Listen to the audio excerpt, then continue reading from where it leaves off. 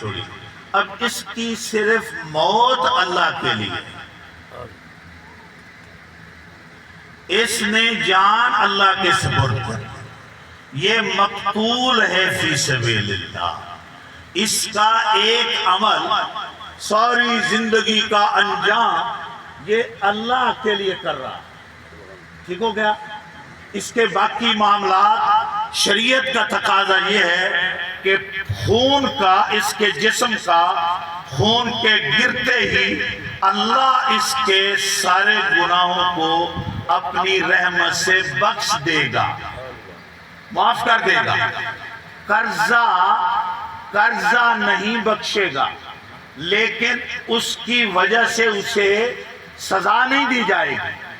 قرضے کے بدلے میں اس کے کچھ درجات نکال کر قرض خواہ کو دیے جائیں گے.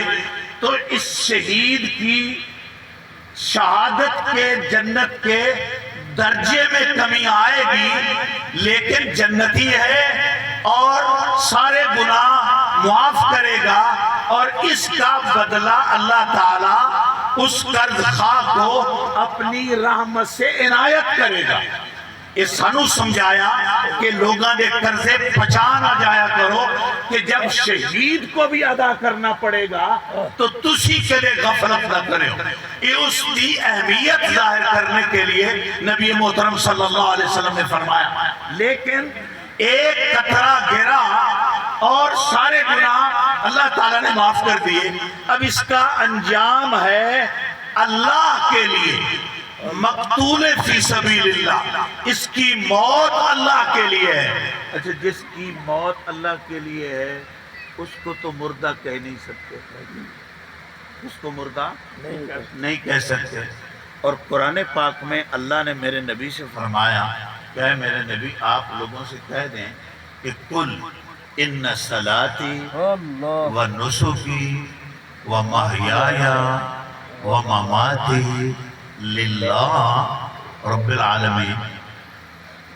آپ لوگوں دس چھوڑو کہ یقیناً ان صلاتی یعنی میری نماز، مراد میری بدنی عبادات، و نسکی اور میری مالی عبادات، و محیایا میرا دنیا پر رہنا، و مماتی یا دنیا سے چلا جانا، میری حیات، میری موت، میرے اعمال، میری بدنی معاملات، میرے مالی معاملات، سب کے سب خدا فرما رہا ہے اے میرے نبی لوکاں دس، میرا ایک ایک لمحہ اللہ کے لیے ہے، میرا جینا بھی اللہ کے لیے، میری زندگی کا ایک ایک نفس، ایک ایک سانس، ایک ایک لمحہ اللہ کے لیے، میرا جانا بھی اللہ کے لیے، میرے معاملات اللہ کے لیے، میری دعوتیں، میرا ہر عمل، ہر قول اللہ کے لیے ہے.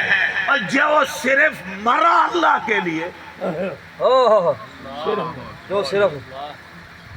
جو صرف مومن ہے مرا اللہ کے لیے، اور اس کو تو مردہ آخنا نہیں ہے. تو جس کا لمحہ لمحہ اللہ کے لیے ہے، قرآن گواہی دے رہا ہے، اگر وہ زندہ نہیں ہے تو مڑ ہے کون زندہ؟ نعرہ تکبیر، نعرہ رسالت، نعرہ رسالت، عظمت مصطفیٰ، مرحبا مرحبا، عظمت مصطفیٰ. علماء اہل سنت